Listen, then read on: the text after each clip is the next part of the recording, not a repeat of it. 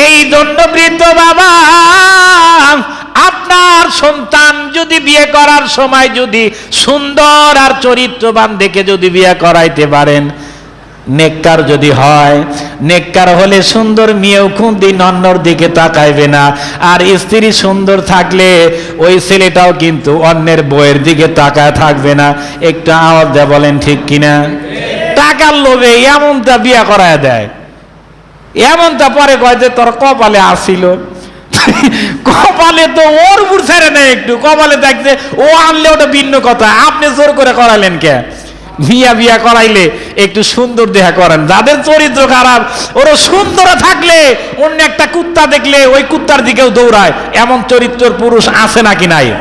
কিন্তু এরপরে সুন্দরী মিয়া দেখে এবং চরিত্রবান এই দেখে ছেলেকে বিয়ে করা দেন।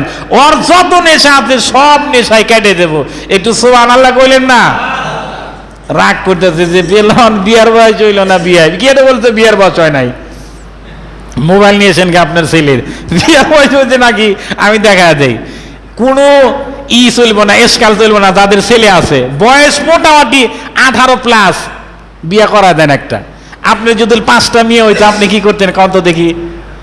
এরকম মানুষ নাই 5-7টা করে মেয়ে হয় নাই? আপনার যদি 5-7টা মেয়ে হইতো কি সমস্যা হইতো? কোনো সমস্যা নাই। ছেলের বয়স হয়েছে, একটা বিয়ে করায় দিবেন। যা বলবেন সেইটাই শুনবে। একটু আলহামদুলিল্লাহ বলেন। ছেলে 5-7টা গার্লফ্রেন্ড থাকে, এত সমস্যা হয় না। একটা বিয়ে করা দিলি বলে বাপের যত সমস্যা হয়।